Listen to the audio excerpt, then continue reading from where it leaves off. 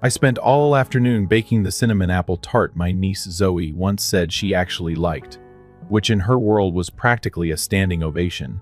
But let's be honest, I knew the invite, just like every year, was more about optics than real affection. I wasn't really wanted. I was a name tossed at the bottom of the family group chat, after all the golden children were locked in. But my kids, Miles and Tessa, were glowing when they heard we were going to Annalise's for Thanksgiving. So I swallowed the lump in my throat and said yes. Elise lived in this glossy white farmhouse on the edge of town, the kind that looks like it was pulled off the cover of a lifestyle blog.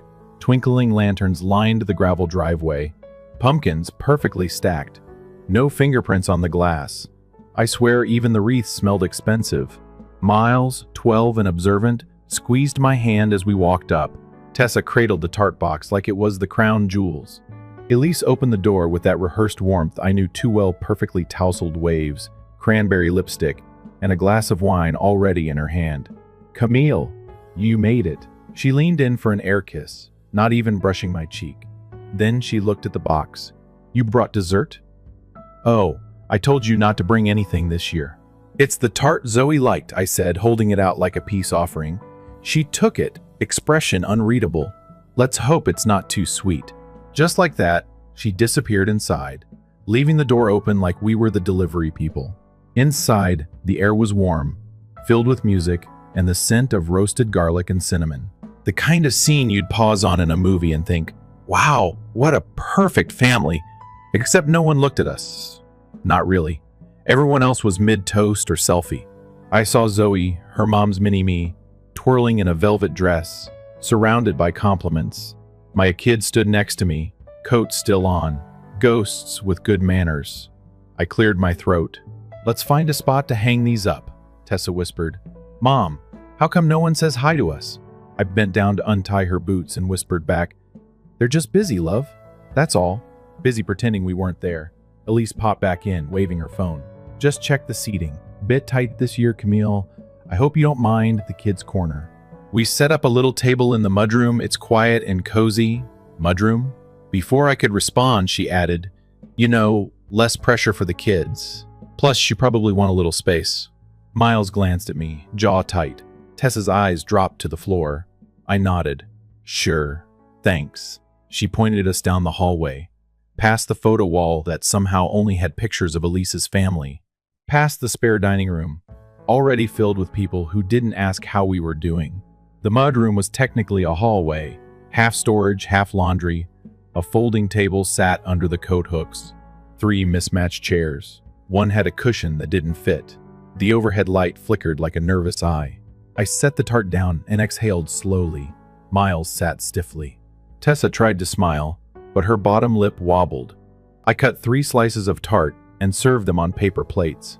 From the dining room, cheers rang out. Someone had just walked in with wine, apparently worthy of applause. "Why aren't we sitting with everyone?" Tessa asked, picking at her crust. I reached across and brushed her hand.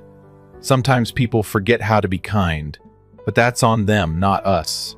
Miles muttered, "We should have stayed home. Maybe we should have."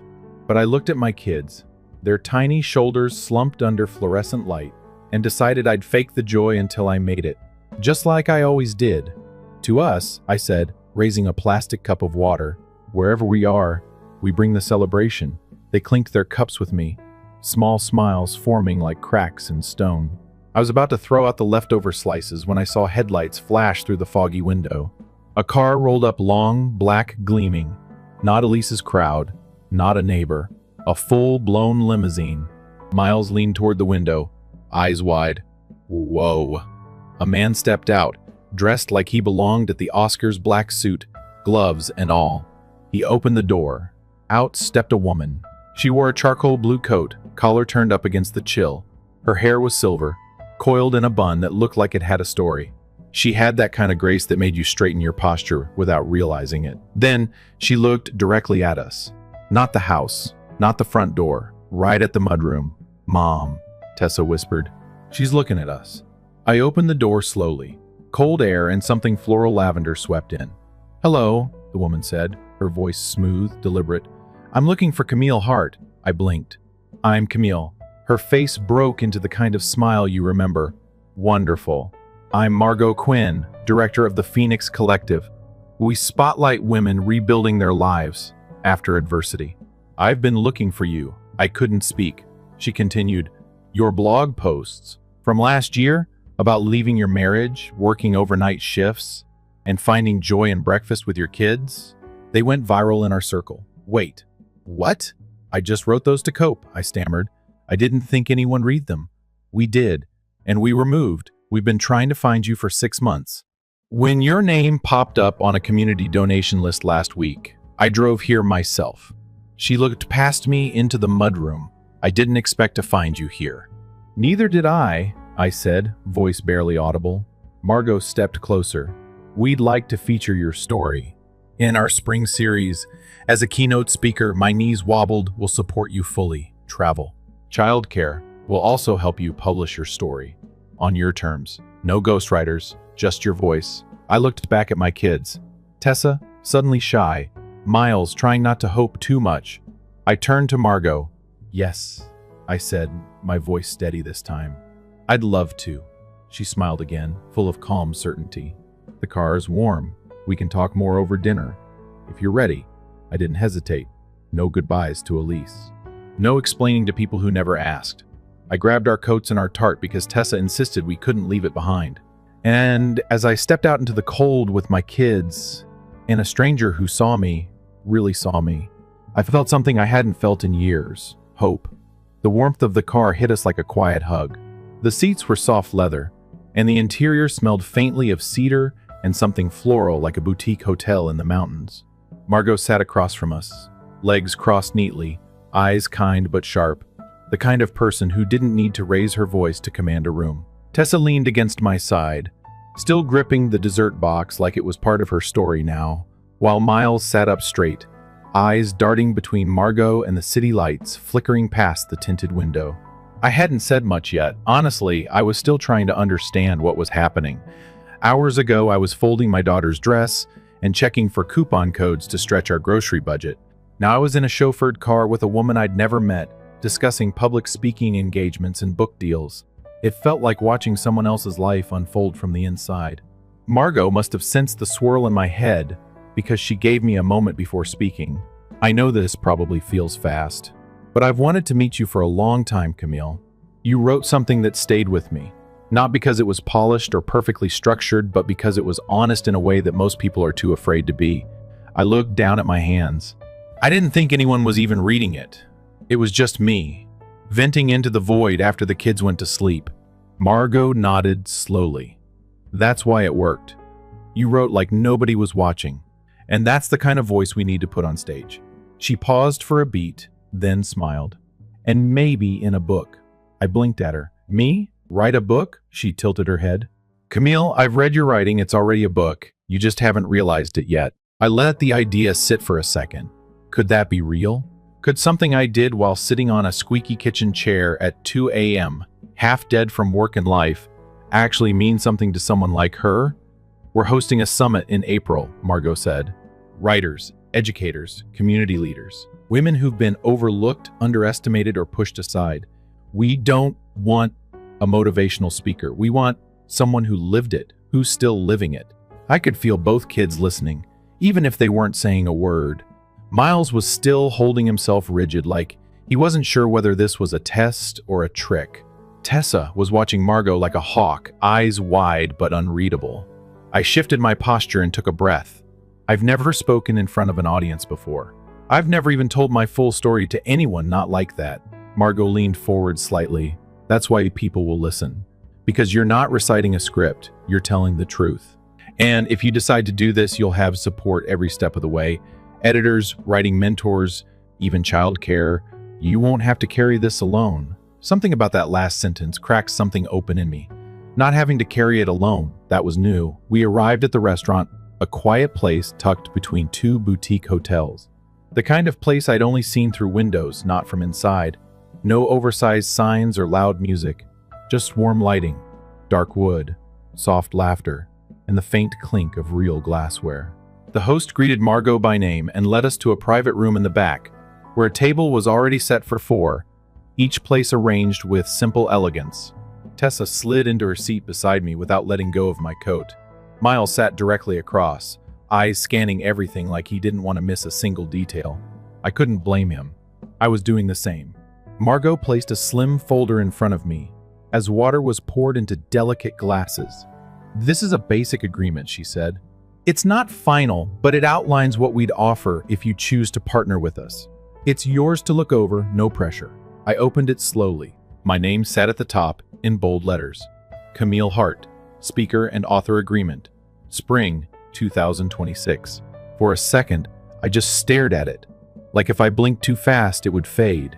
Then I read through the section: support for travel, accommodations, a stipend for preparation time, access to a writing coach.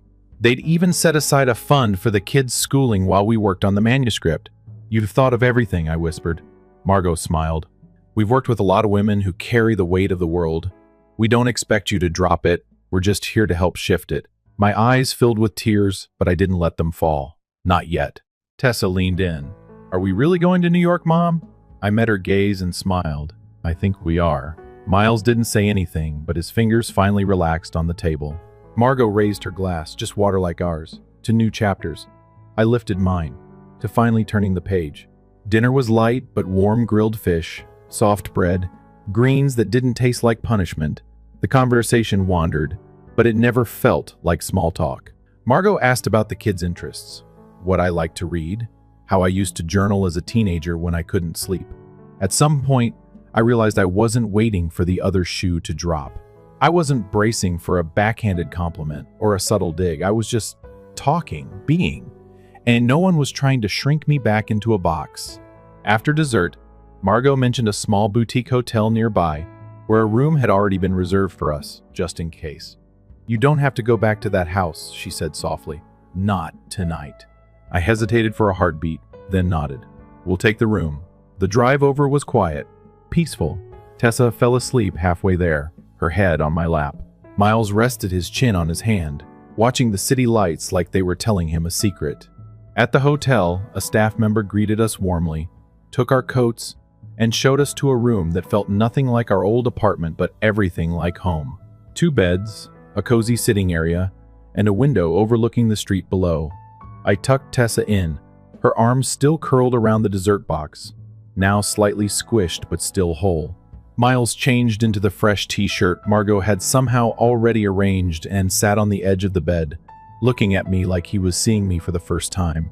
"So, you're gonna be famous?" he asked, half serious. I smiled, brushing hair from his forehead. "Not famous, just finally heard," he nodded. "I like that better." I turned off the lamp, the glow from the city casting faint shadows on the wall. As I lay in bed, I replayed the day in my mind. The tart, the mudroom, the woman who walked straight past the front door and came looking for me. And now this quiet hotel room where my children finally slept without tension in their shoulders. It wasn't just a good night. It was the beginning of a new map. I didn't have to be the forgotten guest anymore. I wasn't an afterthought. I was becoming someone with her own story to tell. And maybe, for the first time in a long time, I didn't feel the need to explain myself to anyone. The only person I needed to convince was already here, tucked into this room, wide awake and ready to begin again. Tomorrow, the world would still be big, messy, and complicated. But tonight, it was mine. The next morning came early, but I wasn't tired. It was that strange kind of energy that sits just under your skin, the kind you get when your life has started to change but your body hasn't caught up yet. Tessa was already curled up on the window seat by the time I got out of the shower, her little hands pressed against the glass watching the city wake up below. Miles sat at the desk flipping through the folder Margot had left, lips moving slightly as he read the bold text out loud to himself. Camille Hart, Spring Keynote Speaker. He didn't say it to tease me. He was testing the sound of it, like he was getting used to who I was becoming. I sat on the bed, towel wrapped around my head, staring at the clean clothes someone from Margot's team had dropped off that morning, a soft gray sweater, dark jeans, even boots that actually fit. There was a handwritten note tucked inside the bag. "You don't need to look like someone else to be heard. You already are enough." It wasn't signed, but I knew it was from her. The hotel sent up breakfast, and the kids ate like they hadn't seen food in days. Eggs, toast, fruit piled high, real orange juice, not from concentrate, not the stuff we stretched with water to make it last.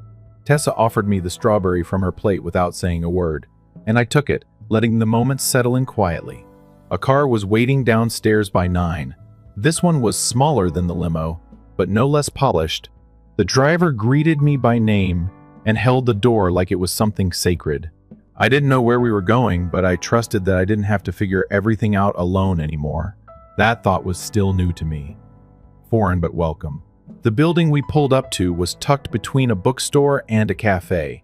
Clean brick, tall windows, a simple brass plaque that read, "The Phoenix Collective." Inside, it felt nothing like the sterile nonprofit offices I used to volunteer in. This space had warmth, plants in the corners, art from local women. The air even smelled inviting, like old pages in something herbal. Margot met us in the entryway, dressed in navy and soft gold, her presence as calm as ever. "You look perfect," she said, her eyes sweeping over me not with judgment, but with understanding. "Let's show you around." The next hour was a blur of quiet halls, meeting rooms, a small children's nook where Tessa immediately disappeared into a pile of books, and a studio where Miles practically vibrated at the sight of sound equipment. They even had a recording booth set up for future audiobook sessions. I didn't ask when that would happen. I wasn't ready to hear dates, not yet. Margot brought me to a conference room filled with sunlight, where 2 women were already seated. One was an editor, the other a speaker coach. Both smiled in that way people do. When they've read your words and already know part of you, I expected to feel exposed. Instead, I felt seen. We started with introductions. Then they asked me to read a small section from one of my posts. I hesitated, cleared my throat, and began. The room went quiet as I read, not because I was loud, but because the words carried weight. When I finished, no one clapped or made a big deal. Margot simply looked at me and said, "That voice, that's what people will remember." The rest of the session was focused, detailed. They didn't want to change my words, just help them land stronger. We talked about pacing, about clarity, about how some moments deserved more space and some needed no explanation at all. I didn't feel like a student. I felt like a collaborator. For the first time, I wasn't being fixed, I was being amplified. That evening, back at the hotel, the kids and I ordered takeout and sat on the bed passing containers of noodles between us.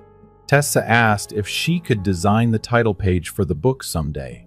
Miles wanted to know if he could be the one to take the picture for the cover. I didn't say yes or no, I just said, "Let's see where this takes us." And that was enough.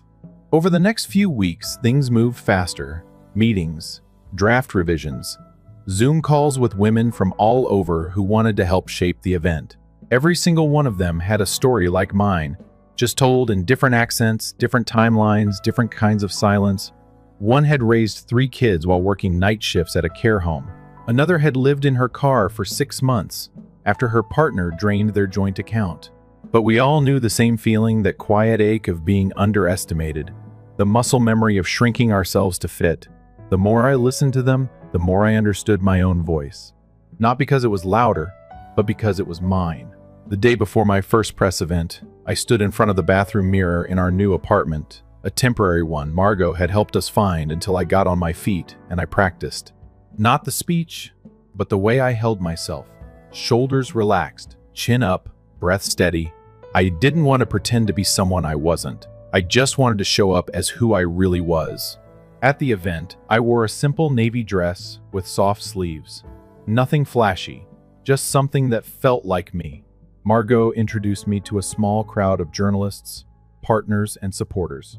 I smiled, shook hands, answered questions without looking at the floor.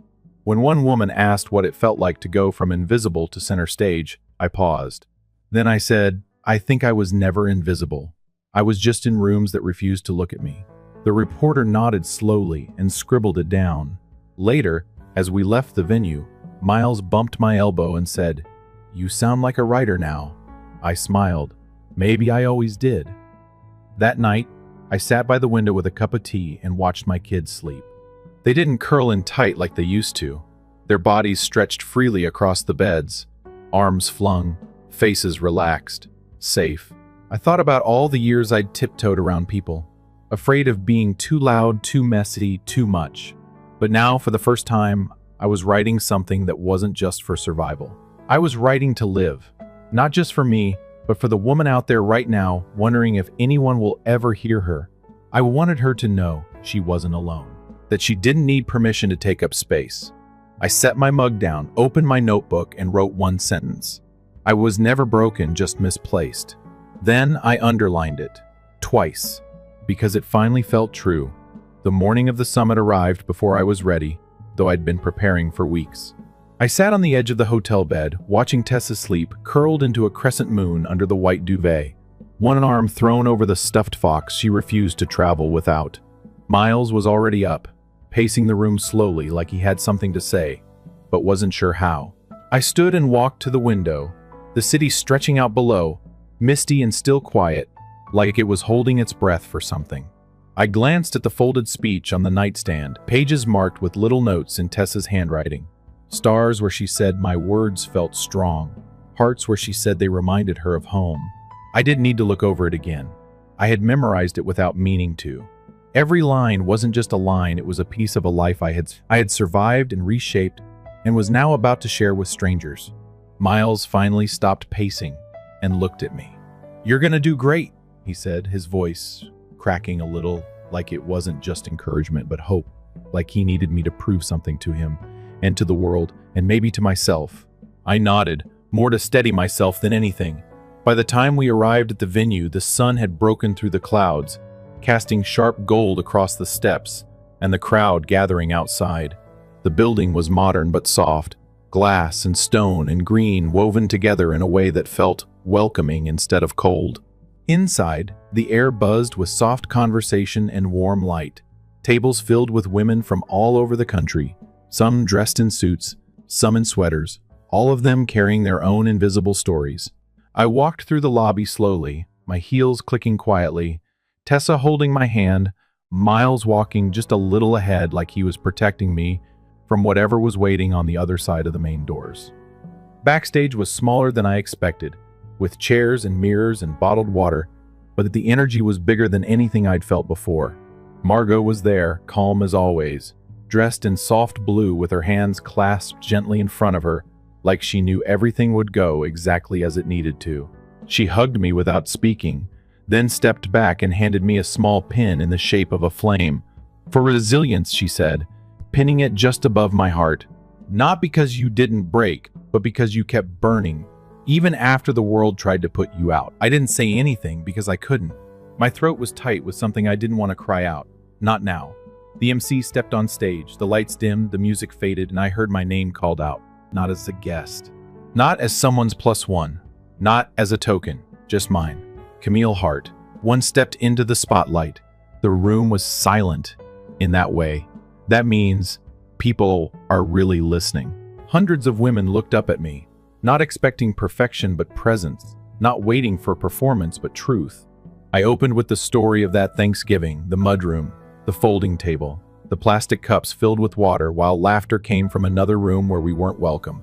I told them about the feeling of knowing you've been invited out of obligation, the way a smile can become a mask when you wear it too long, how silence from those closest to you is sometimes louder than any insult. I didn't dramatize it, didn't twist it for sympathy. I just told it how it happened. And then I told them about the knock at the back door, about the woman who looked past the main entrance and came straight to the laundry room, because that's where I had been left. I spoke about what it means to be found when you weren't even looking anymore, what it means to be offered something without having to beg for it. The words poured out, steady and unshaking, not because I wasn't afraid, but because I was finally free. Free from shrinking, free from apologizing for needing space in the world. When I finished, there was a moment of stillness, not awkward or unsure, but full, like everyone needed a second to breathe before the sound came. And when it did, it wasn't polite clapping. It was a wave. One woman stood, then another, then the whole room was on their feet. Not because I had dazzled them, but because they saw themselves in my story.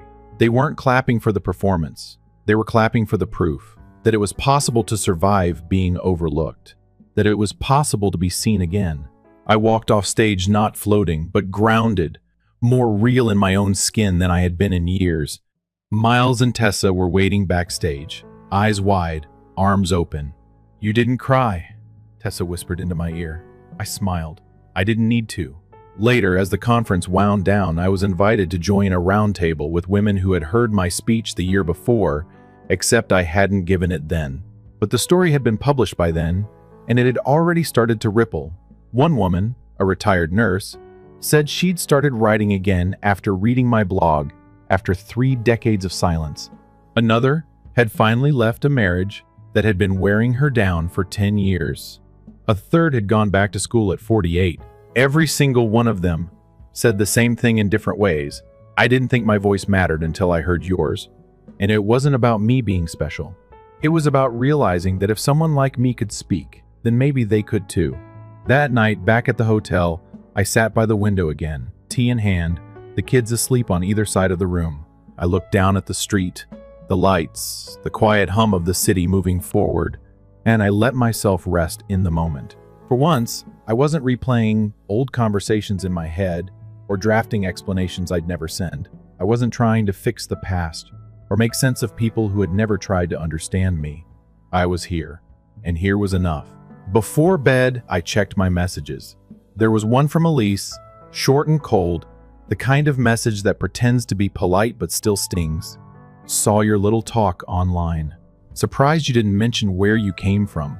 Hope you're well." I stared at it for a second, then hit delete without replying, not because I was angry, not because I was better, but because I no longer needed the conversation. I no longer needed the table I had been forced to sit beside. I had built my own, and this time it had room for anyone who came with honesty. I slipped under the covers that night with a lightness I hadn't felt in years. And somewhere in the space between sleep and waking, I heard a quiet voice inside me whisper something I hadn't dared to believe until now. "You're not just writing a new chapter, you're the author now, and you don't owe anyone a footnote." A month after the summit, I was still waking up with disbelief tangled in my chest. Not the kind that brings fear, but the kind that makes you pause before your feet touch the floor, just to be sure the ground is still there. The apartment was still small, but it no longer felt like a stopgap, it felt like a beginning. The bookshelves were half filled, mostly secondhand titles from the little store on the corner where the owner now called me by name. The curtains were too short, and the coffee table was just an old trunk I'd found on the sidewalk and cleaned up with lemon oil, but every piece of it was mine, chosen not out of desperation, but out of quiet joy. Miles had joined the school newspaper and wrote his first article last week about how students needed more lunch breaks and fewer math tests. Tessa had started calling our kitchen her art studio and spent hours there drawing families of foxes and trees with doors that led to secret worlds.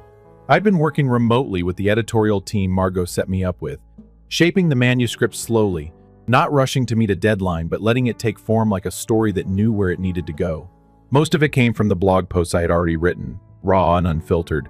But now I was weaving them into a bigger picture, showing not just the pain, but the path through it. Margot called every few days to check in, never pushy, always curious. She sent me a list of small publishing houses interested in rights for foreign translations, which I read 3 times just to be sure I wasn't misunderstanding what she meant. One morning, a package arrived at our door, heavier than I expected. Inside was the first printed proof of my book, my name on the cover. Soft matte finish, the title centered like it belonged there. I held it for a long time before I even opened it, fingers brushing over the raised letters as if to ask permission. Tessa came into the room just then, saw the book, and whispered, "You're real now." I laughed through a lump in my throat and pulled her into my lap, holding the book between us like it was a living thing. We decided we'd read it together that night, one chapter at a time.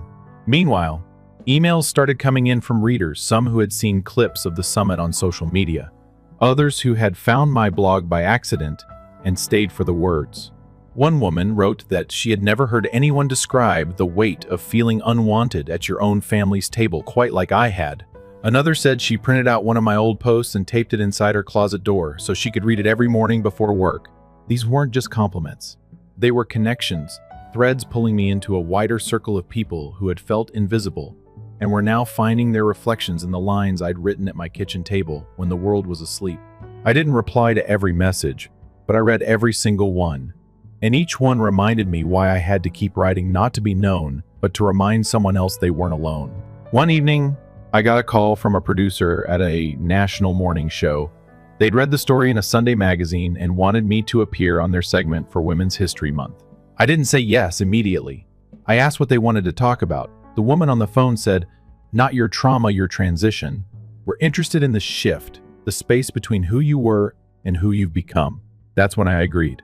I flew to the studio with the kids, Margot arranging everything like she always did, quietly, efficiently, with the kind of care that doesn't need to be loud to be powerful. Backstage, I was nervous. Not about forgetting my words, but about being seen too clearly. Television has a way of turning people into symbols, and I didn't want to be someone else's inspiration trope. I just wanted to be honest. When I stepped under the studio lights, I focused on breathing slowly, remembering that I wasn't performing. I was showing up like I always had, just with more eyes watching. The interview went quickly. They asked about the book, the summit, what it felt like to stand on a stage after spending years in rooms where I wasn't invited. I told them the truth, that the most powerful thing I ever did was stop begging to be included and start choosing myself. The host nodded and smiled, but it was the camera operator, the woman behind the lens with quiet tears in her eyes, who made me feel like I had said the right thing. After the segment aired, the publisher called. The pre-orders doubled in 2 days. An audiobook deal followed, and yes, they still wanted me to narrate it. We recorded it over a week in a studio tucked behind an old jazz bar, the kind of place where stories live in the floorboards. Reading those words out loud, hearing my voice say them back, was harder than I expected. Not because I didn't believe them, but because I finally did. Every chapter felt like walking through a past version of myself and leaving a light on in each room. During one of the breaks, I asked the sound engineer if my voice sounded okay. He smiled and said, "It doesn't just sound okay, it sounds lived in. That's better." A few weeks later, a literary festival invited me as a featured guest. I almost laughed when I read the email. Me, featured. I had to read it twice. They said they wanted someone whose words didn't feel curated, someone who told the truth even when it wasn't wrapped up nicely. I said yes before I could talk myself out of it. By then, I had started getting speaking requests regularly, schools, shelters, women's networks. I didn't accept every offer. I chose the ones where the message wouldn't get polished until it lost its soul. I never wanted to be the kind of speaker who had a perfect story with a bow on top. I wanted to be the one who said, "Here's the mess, and here's how I built something beautiful anyway." Back at home, things were calmer. Not perfect, but steady. Miles had a new friend who shared his love of obscure documentaries and obscure indie bands. Tessa had decided she was going to write her own book, and every night she asked if I'd be her editor. I told her I'd be her biggest fan. We still had nights where the rent felt like a weight, where I looked at the grocery receipt and did mental math, but there was no more panic, just planning. The fear didn't rule us anymore, and neither did the past. One Sunday afternoon, I received a card in the mail. No return address, but I knew the handwriting. Elise. It was simple. A few lines written in blue ink. "Saw your book in the store. Can't say I understand all of it, but I hope you're happy, Elise." No apology, no warmth, just observation. I tucked the card into a drawer, not out of spite, but because I didn't need to respond. I wasn't writing for her. I never had been. That night, Tessa crawled into bed beside me and whispered, "Mom, are you ever going to stop writing?" I thought about it for a second. "No, baby, I don't think I will." She nodded like she already knew the answer, then rolled over and fell asleep, breathing steady, surrounded by soft pillows and the hum of a life we had built from scratch. I stayed awake a little longer, watching the ceiling, letting the silence settle. I had once believed survival was enough, but now I knew better. I wasn't just surviving anymore, I was creating, and every word I put on a page was a small rebellion against the idea that I needed someone else's permission to begin. 1 year later, Thanksgiving returned, and this time I didn't wait for an invitation that wouldn't come. I didn't buy a dress hoping someone would notice, didn't bake something to earn a seat, didn't stand on the edges of someone else's celebration waiting to be acknowledged. This year, we hosted our own dinner, not in a mansion, not in a home with 10-foot ceilings and wine glasses that never matched the warmth in people's voices, but in our 2-bedroom apartment in Brooklyn where the table was small and everyone seated around it wanted to be there. I woke up early, not out of anxiety, But because I was excited, Miles had taken over mashed potatoes, standing in the kitchen with his sleeves rolled up like he was on a cooking show, focused and proud. Tessa had spent the whole week designing handmade cards for every guest, each one covered in pressed leaves and written in her sparkly silver pen. One of them read, "Thank you for being the kind of family who hugs with their eyes too." She didn't show me that one until the guests arrived. Margot brought pumpkin soup again, just like she had last year, only this time she didn't come as the woman who offered me a platform, she came as a friend. Carla and Dina, two women I had met at the summit, walked in with pies and laughter that filled the room before their coats even hit the hooks.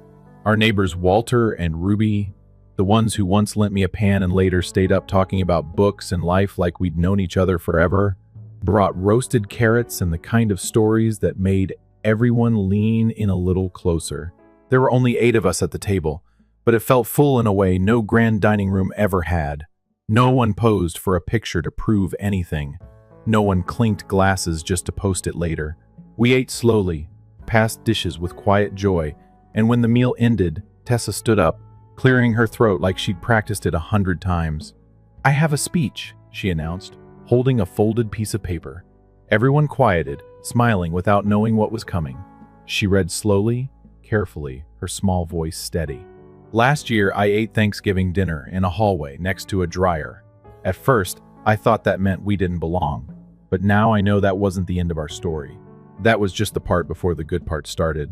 The room went still for a second. Then soft clapping filled the space. Miles stood next to her and added, "Mom, thanks for not giving up." I didn't speak right away. I stood, raised my glass of apple cider, and looked at the people around the table. The ones who had shown up, stayed, and never made me feel like I had to shrink to fit their comfort. "This isn't the family I was born into," I said quietly, "but this is the family I built. And honestly, it feels more like home than anything I've ever known." We clinked glasses not in perfect rhythm, but with purpose. After dinner, Tessa pulled out a board game and insisted on keeping score. Miles replayed a clip of my speech at the summit, and this time I didn't ask him to turn it off. I didn't cringe at the sound of my voice or the way my face looked under stage lights. I watched it all the way through because I wasn't ashamed anymore. That voice belonged to someone who found herself not through applause, but through honesty. A few days after Thanksgiving, an invitation arrived from the National Women's Conference. They wanted me to return, not just to speak, but to join a panel with 6 women who had written to me after reading my book. They called it a ripple panel, stories that started as mine but became theirs. I said yes without hesitation. When I arrived in Chicago for the event, I was no longer nervous. The stage didn't scare me. The lights didn't feel like interrogation anymore. I stood with the other women, educators, nurses, single mothers, survivors of things no one talks about unless someone else says it first. One by one, they told their stories, each one laced with a sentence that started with, "After I read Camille's words." But they weren't repeating my life. They were building from it. And that was the difference. I hadn't written my story so people would remember me. I had written it so they would remember themselves. When it was my turn to speak, I didn't use notes. I just looked out at the room and told them what I'd come to believe. "Sometimes the moment that breaks you isn't the end," I said. "It's the opening. It's the crack where the light starts to get in." We don't always get to rewrite our past, but we do get to decide what story comes next. There was no standing ovation, just a stillness, a quiet that felt like respect. And that was more than enough. Later, I walked through the venue lobby and past a row of women signing books. Someone tapped my shoulder. It was a college student holding a worn paperback copy of mine, the corners bent, pages marked with yellow highlighter and blue ink. "Your story made me feel less alone," she said. It didn't fix everything, but it gave me a place to start. I signed her copy and thanked her, but what I really wanted to say was that her words were the reason I kept writing, because being someone's place to start felt more powerful than being anyone's ending. On the flight home, I watched Miles sleep with his head against the window and Tessa drawing constellations in her notebook. I thought about all the women I'd met, the ones who found their voices by hearing mine, and the ones who didn't need to say a word to be heard. I thought about Elise and that quiet message she'd sent months ago, and how I no longer needed anything from her, not closure, Not approval, not even anger. I had finally stepped far enough away to see that her version of love was shaped by conditions mine could never meet. And that didn't make me unworthy. It just made us different. And different was okay. When we landed, Margot met us at the airport with a smile and a quiet update. The book had been picked up by a UK publisher. They wanted to distribute it across Europe. The audiobook had just passed 10,000 downloads. I smiled, grateful, but calm. Success wasn't a wave knocking me over anymore. It was a tide I had learned to float in. That night, as I tucked the kids in and poured myself a cup of tea, I opened my laptop and stared at the blinking cursor on a blank page. I didn't know what the next story would be, but I knew it would be mine, and I knew I'd write it the same way I had written the last one, truthfully, quietly, without waiting for permission. As I typed the first line, I heard Tessa call from her room. "Mom, when I grow up, I want to tell stories too." I smiled, closed the laptop gently, and walked to her door. "You already are," I said. And she was. We all were. Because the stories that begin in silence don't end there. They stretch, they rise, they ripple.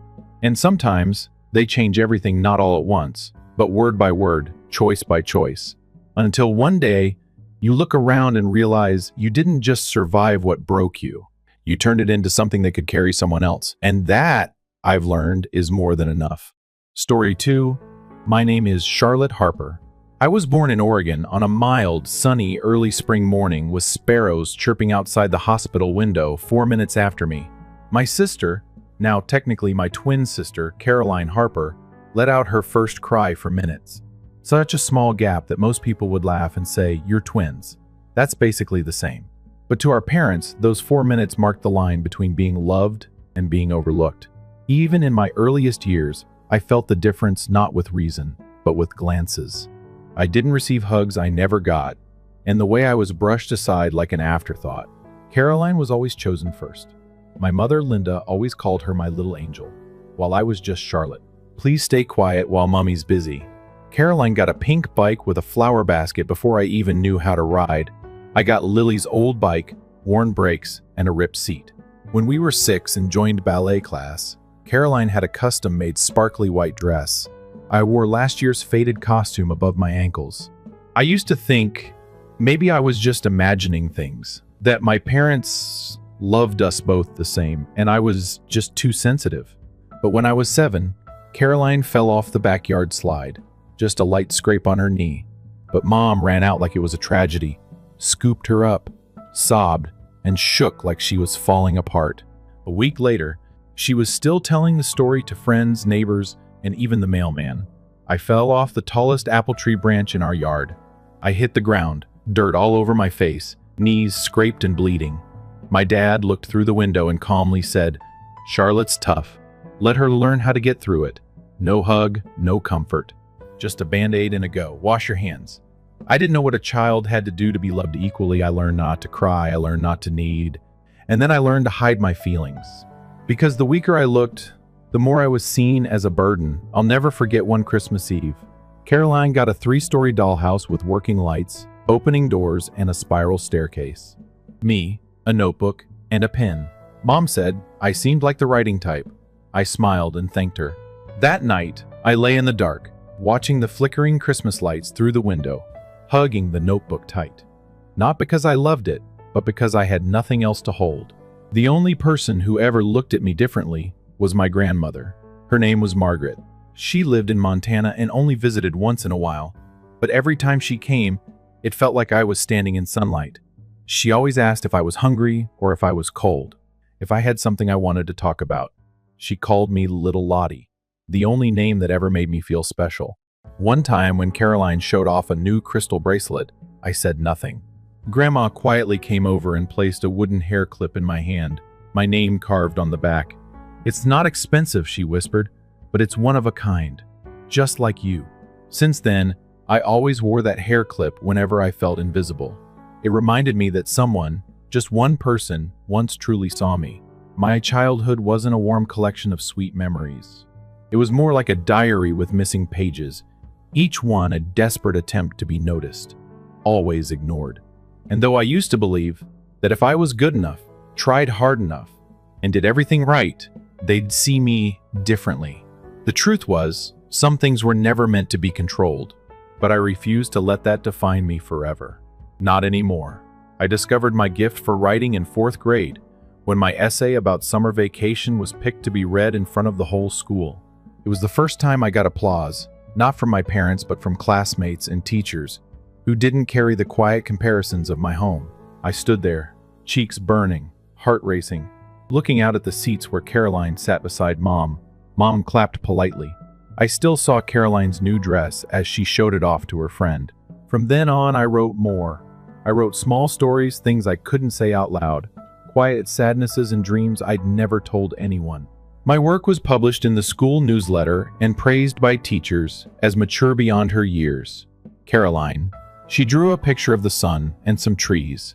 Mom stuck it on the fridge and called it raw talent. When I brought home a district-level short story award, Mom just said, "Don't let it make you arrogant." I learned that silence was a language, and in our house, it often meant we don't care. Caroline only had to smile to be called charming. I had to win things to be noticed and still got ignored. Once Caroline and I entered the school science fair, I built a basic water filtration model from recycled materials. Caroline made a colorful clay volcano. It didn't work. When the judges awarded me 2nd place for the whole school, I turned, searching for Mom's eyes in the crowd. She wasn't there. She was with Caroline, taking photos of her next to the leaky volcano. My little artist. She beamed. I walked home alone, my award wrapped in my coat as it started to rain. My dad, David, was watching the news. I handed him the certificate, hoping for pride. He glanced and nodded mildly. "You're a smart kid," he said. "I know you'll be fine." I didn't need constant praise. I just wanted them to say, "Once we see your effort." But that never happened. In high school, I scored a perfect mark on Oregon's state language arts exam, something only 3% of students in the state achieved. The school held a ceremony. I gave a speech in front of the school board. The principal even wrote a letter home. Caroline got a B+ in history. That term, Mom showed it off to every neighbor like it was a Nobel Prize. I used to dream that if I worked harder and pushed myself to the edge, they'd eventually have to notice. But I realized for some people, favoritism isn't about reason, it's a choice. And I wasn't the chosen one. Still, I kept going. I woke up early, walked to school in the snow, joined the journalism club, wrote for the school website, and volunteered at the public library. In rare spare moments, I wrote stories, ones where forgotten girls always found their voice. One night, as I was editing an article for a national competition, Caroline knocked on my door. "Charlotte, Mom says you should let me take the car to Ashley's birthday tomorrow. You don't have plans, right?" I said nothing, just looked at her and closed my laptop. She knew that meant yes. And just like always, I stepped aside. But I thought to myself, I'll let her go. I'm preparing for a longer journey, one she can't even imagine. I knew one day the world out there would see me. Not as Caroline's sister, but simply as Charlotte Harper. And when that day came, I wouldn't need anyone to say it out loud. I got into the accounting program at Columbia State University in Northern California. The surprise was Caroline chose the same major. When I heard, I froze for a few seconds. I'd never seen her show interest in finance or numbers. But Mom simply said, "It's a good job field. I want both of you to have stability." I didn't say anything. I was used to silence. On move-in day, Caroline had our parents escort her to her dorm. Dad carried every suitcase to the 3rd floor. Mom arranged everything from pillows to a lavender-scented diffuser. Her room was spacious and sunny, with a view of the campus garden. Me, I signed in alone. My room was half the size in the basement, damp with peeling paint. It took me nearly a week to clean and hang a few old photos of Grandma to make it feel less cold.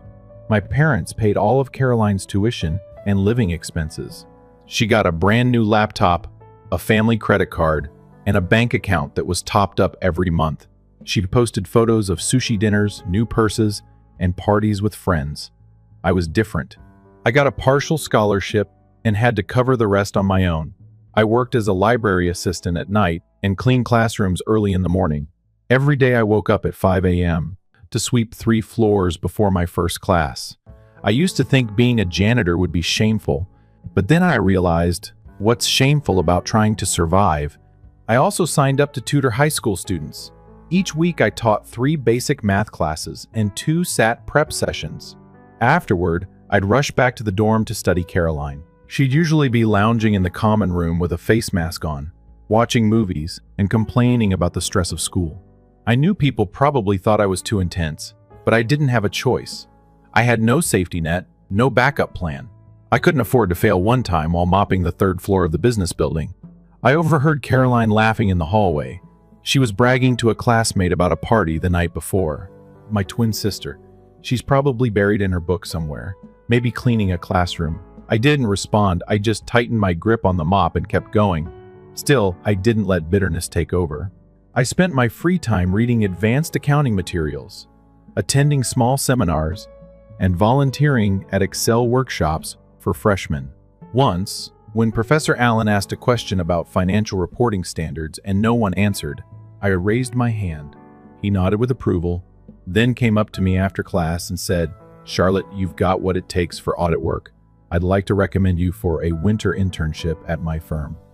What do you think?" I was speechless. That night I called home, excited to share the news with my mom. I was hoping just one congratulatory word would warm my heart, but all she said was, "That's nice." Caroline just signed up for a therapeutic yoga class. It's supposed to be really good for mental health. I stayed silent. I didn't blame them anymore. I just felt lighter because I finally understood that their validation wasn't necessary for my success. Well, Caroline drove to school in the car my parents bought. I rode an old bike to work at a grocery store. When she talked about summer in Hawaii with her friends, I spent my break in Professor Allen's storage room, sorting receipts and writing practice reports. I didn't have glamorous check-ins or shiny party videos, but I had something she didn't, control over my own life. And I began to believe maybe because no one paved the way for me, I had to learn how to build my own. I wrote, "That might be rough, but it's mine." I started my 5th semester with a kind of determination I hadn't expected. I had learned how to make the most of every spare minute, every small opportunity. While Caroline spent her time picking outfits for the school spring festival, I buried myself in the library studying international financial reporting standards. I knew I had no one backing me, so I couldn't afford to waste a single chance. One Friday afternoon, I went to Professor Allen's office to submit a financial analysis paper. Just as I was about to leave, he called out, "Charlotte, I have a friend at a regional audit firm. They're looking for summer interns. Want me to put your name in?" I froze. "I'd love that, Professor." He nodded. "Then send me your resume and transcript by Monday." I walked out of his office, empty-handed, but my heart was full of hope. For the first time, someone offered me a door. I didn't have to knock first. That weekend, I worked on my application nonstop, tweaking every sentence of my cover letter and adjusting every period and comma like it was the key to my future. 3 weeks later, I got a call from Forrest and Wallace. They'd accepted me as a summer intern in their internal accounting department. The internship was unpaid, but for me, the real value was the experience. I woke up at 6 a.m. to reach the office by 8. Then rushed back to the dorm for my evening library shift. I took notes on every process, saved every sample file, and asked questions about every small detail, and eventually I was trusted with real technical tasks. I also discovered a special topics course on financial risk management taught by a former IRS analyst. It was meant for senior finance majors, but I took a chance and emailed to ask if I could attend. To my surprise, he replied, "If you commit to every session and do the work seriously, I'll give you a shot." I never missed a class. From there, I got invited to an advanced CPA prep seminar where I first heard about the prestigious Weston G. Brandt Scholarship awarded to top senior accounting students.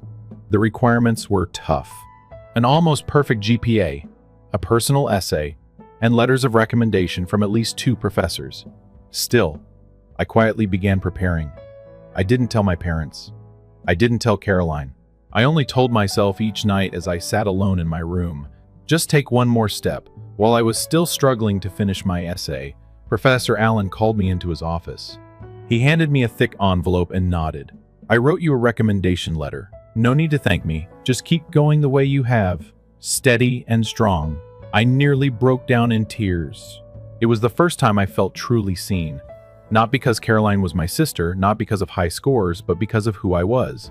I submitted the application on time nearly 2 months later while I was sweeping in the library. My phone buzzed. A new email popped up with the subject line, "Congratulations. You've been selected for the Weston G. Brandt Scholarship." The first stood frozen in the hallway, tears rolling down my face. I had done it that night. I told no one. I bought a small cake, sat by my dorm window, and watched the city lights. I whispered to myself, "Charlotte, you don't need anyone to lead the way anymore. You've found your own." I knew this wasn't the finish line, but it was a milestone. Not for others to validate me, but for me to believe. All those quiet years weren't wasted. When the official award packet arrived, I opened a thick envelope from the Scholarship Foundation. Inside was a formal congratulatory letter and a list of benefits, and an invitation to the National Recognition Ceremony in Chicago. And one final note that made my heart race. You may bring 2 guests to share this special moment. I sat still for a long time. Outside it was drizzling, each drop tapping the window like echoes from the past. I used to think that if this day ever came, if I was honored on a national stage, I wouldn't need my parents there. I'd stand tall, alone, and smile, knowing I finally felt worthy on my own. But that evening, in my old dorm, with its dim yellow light, I picked up the phone and I called. Mom answered on the 3rd ring. "Charlotte, I'm getting ready. Some friends are coming over for dinner. What's going on?" I tightened my grip on the phone. "Mom, I was selected as one of 6 students nationwide to receive the Western Brandt Scholarship. The ceremonies are in Chicago next month. They said I can bring 2 family members." There was silence on the other end. Then Mom said quietly, "Oh, congratulations. That sounds important." Then she called out David. Charlotte said something about a scholarship in Chicago. Dad's voice chimed in from a distance, mixed with the TV. "Yeah, she's always been a smart kid. We knew she'd be fine." I didn't know what I was hoping for. Maybe just once to hear my mother say, "I'm proud of you." But she didn't. I ended the call politely. "If you can make it, I'd love for you to come. But it's okay if you're busy." "I'll check the schedule," she replied. Her tone was no different from talking about a weekend trip to the farmer's market. I hung up, and the screen went dark, reflecting my blurry face. Something inside me cracked, not because they didn't care, but because I still had hope. I thought I'd moved past needing their validation. But deep down, the little girl, clutching Grandma's wooden hair clip, was still waiting for someone to be proud. I flew to Chicago alone, wearing the square-neck black dress I'd saved up for months to buy in the Grand Hotel Hall where the ceremony was held. Every other scholarship winner had family with them, beaming parents, relatives hugging, snapping pictures of every moment. I stood alone at the registration desk, wrote my name, and placed a dash in the guest section. The ceremony began. Each name was called, and each student stepped on stage, introduced with their impressive achievements. When it was my turn, the announcer's voice rang clear. "Charlotte Harper, Columbia State University." A true testament to self-made determination. With a partial scholarship, she worked multiple jobs, secured internships, and completed advanced coursework. Charlotte is a symbol of resilience and drive. I walked up to thunderous applause from all directions. The stage lights blinded me, but I still saw the 3rd row on the left, the seats my parents could have filled. I didn't cry. I'd come too far to be shaken by an empty chair. I stood tall, smiled, and accepted the award from the foundation's director. Afterward, while everyone gathered for photos, I quietly stepped outside and called the only person I truly wanted to share this with. My grandmother. She answered on the 1st ring. "There you are, my Charlotte." Her voice is as warm as my sunshine. I followed every update about the scholarship. "You did it." I couldn't hold it back anymore. In the cold wind of Chicago, I cried like the 6-year-old girl who once hugged a Christmas notebook. I wish you were here with me. I'm always with you in your heart. And listen, don't waste your tears on those who couldn't see your worth. You stepped onto that stage with your own 2 feet. That's what matters most. I nodded as if she were standing right beside me. Back in my room, I opened the small envelope in my purse. It was a handwritten letter from the foundation director, Charlotte. "We didn't choose you just for your grades, but for a life story that truly inspires. Keep walking the way you always have. The big door is open now. Don't hesitate to walk through it." I smiled. I hadn't needed my parents to lead the way, and now I didn't need them as a backdrop to shine. The West Angie Brandt Award ceremony was held at the Grand Marlowe Convention Center, a 12-story glass building in the heart of downtown Chicago. As I stepped into the grand lobby, everything felt breathtakingly formal, a red carpet stretching from the entrance. White flower arrangements edged with silver lined every podium. The chandelier lights refracted into thousands of sparkles across the students' gowns, and me in a simple black dress holding a worn-out clutch. I felt like I had just stepped into another world. I arrived earlier than required and found a seat near the back of the hall. Quietly observing bright laughter, warm hugs, and congratulatory whispers, I heard echoes from families accompanying their children. Some were guiding their moms to the photo booth. Others were straightening their dad's ties. I pressed my lips together and looked away. When the program began, the lights dimmed. The host walked to the center of the stage, introducing each honored student of the year. One by one, they stepped up. Some had developed accounting apps for small businesses. Others had won international awards in financial risk analysis.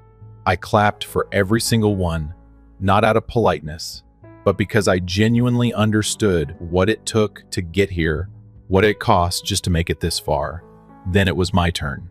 The host smiled, his voice warm and dignified. Charlotte Harper, an outstanding student from Columbia State University.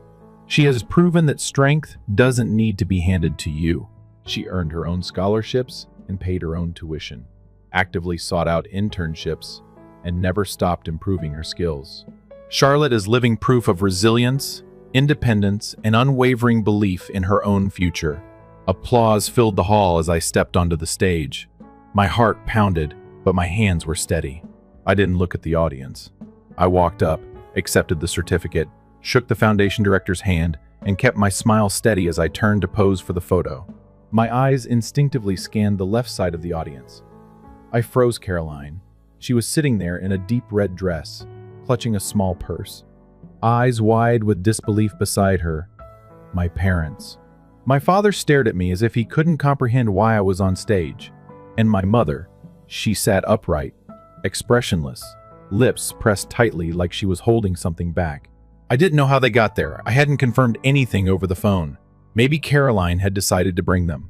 When the camera flashed for the photo, I turned away, no nod, no smile. I didn't need a picture to remember. An uncomfortable moment.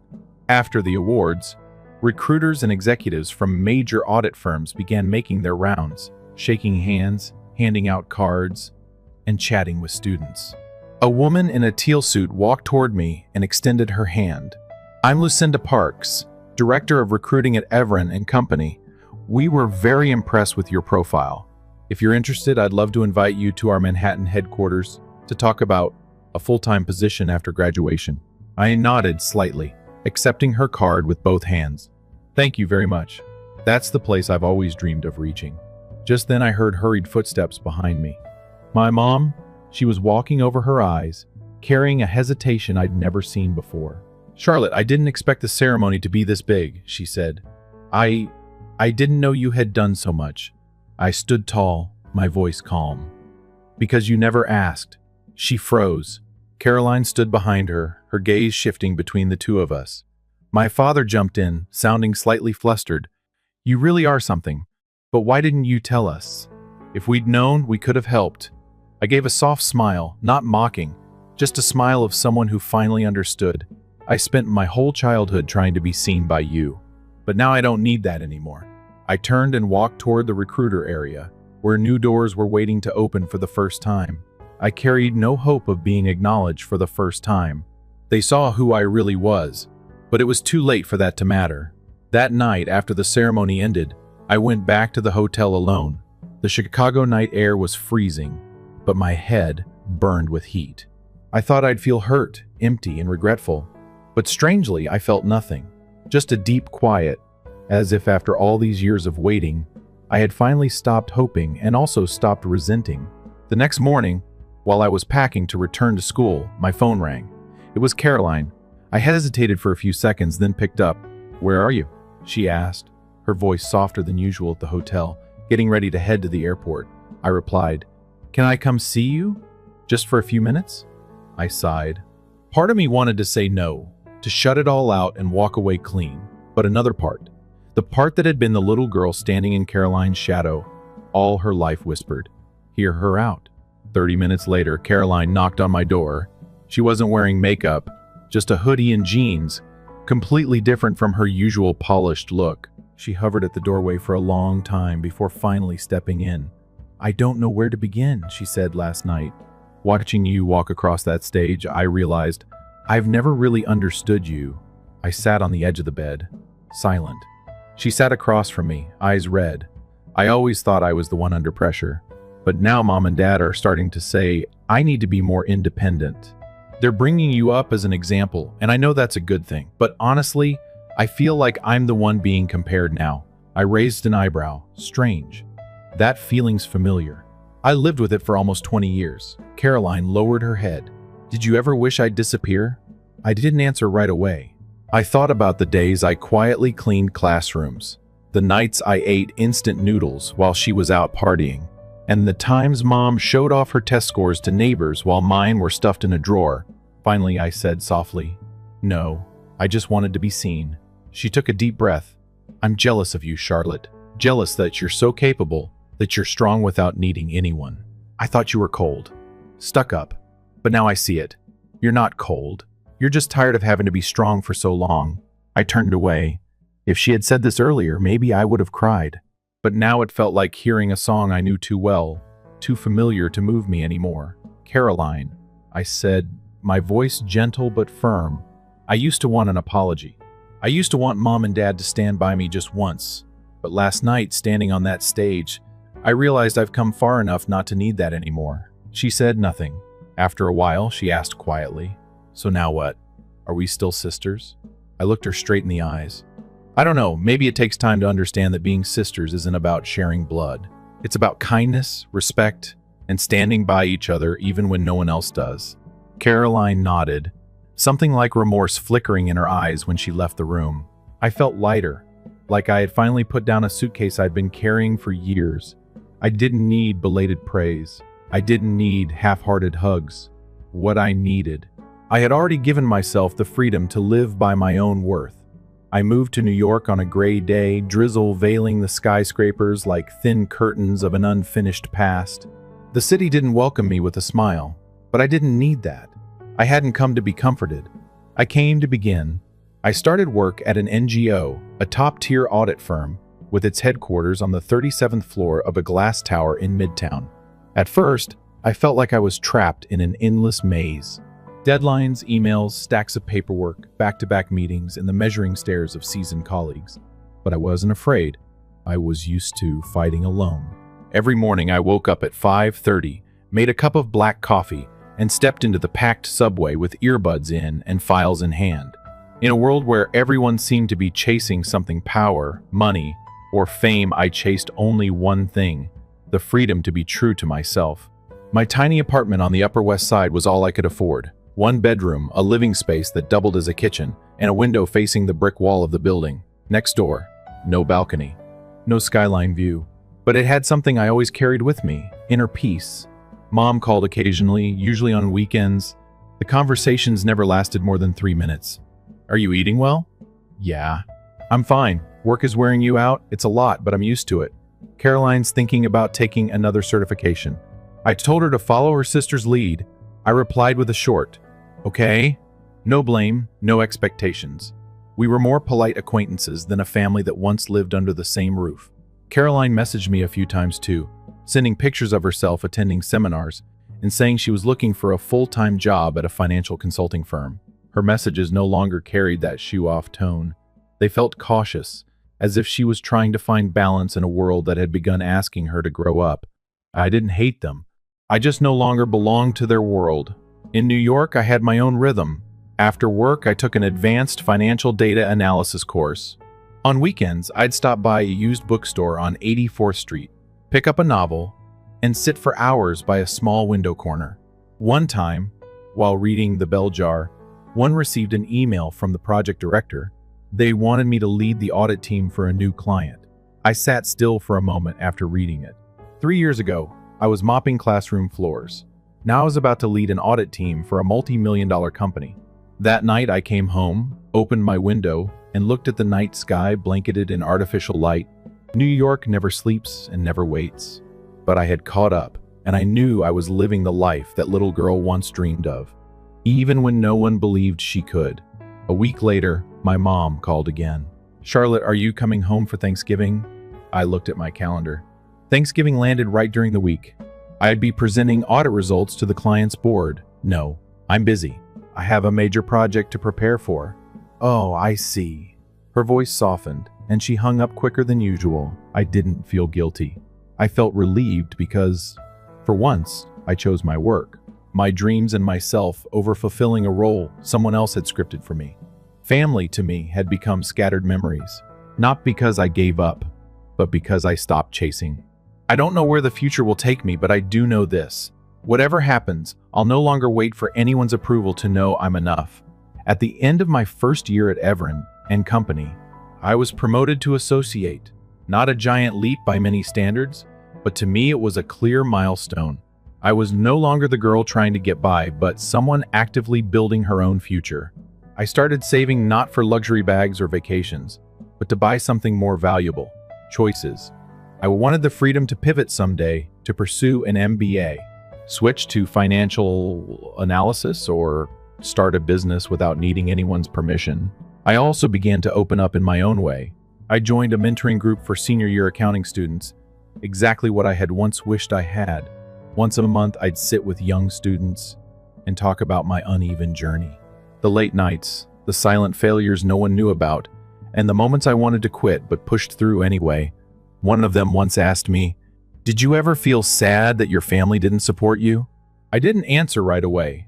I looked out the window where the golden sunset shimmered across the Hudson River. "Yes," I said, "but I realized if you wait for others to fill your glass, you'll stay thirsty forever." I chose to fill my own. I used to live hoping to be seen. Now I live. So I'll never look back with regret.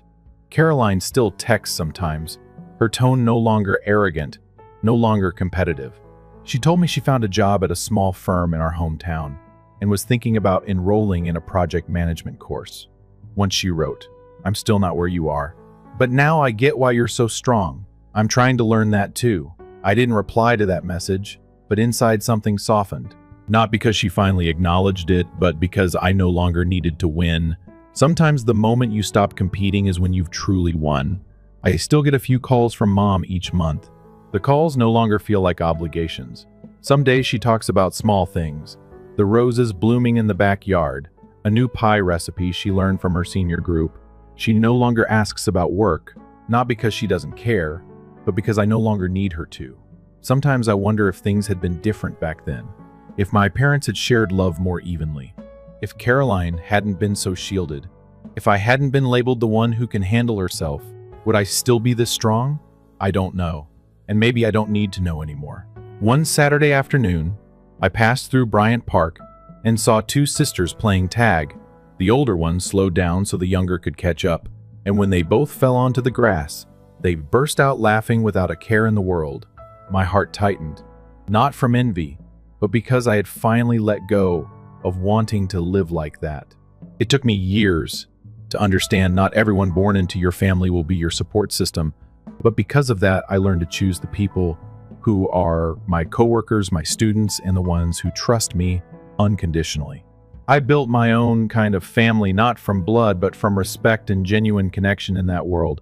I wasn't the extra. I didn't have to be exceptional just to be heard. I was simply me. And that was enough. When I step off the subway each morning, sunlight hitting the edge of my coat, I don't need anyone to remind me I'm on the right path. Each steady footstep on the city pavement whispers that to me. My third fall in New York passed in a blur of sunshine and busyness. I had just completed the most complex audit of my career for a global real estate firm. The results exceeded expectations, and my direct supervisor recommended me for a senior associate position. No party, no fireworks.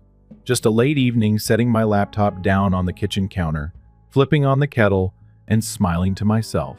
I didn't need applause because I knew without a doubt I had done it. Every now and then I get cards from Caroline. Birthday, Christmas, or just thinking of you. She's now living in Seattle, working at a fintech startup. Her messages carry more sincerity now, and I've learned to reply neither too close nor too distant. My relationship with my parents remains distant.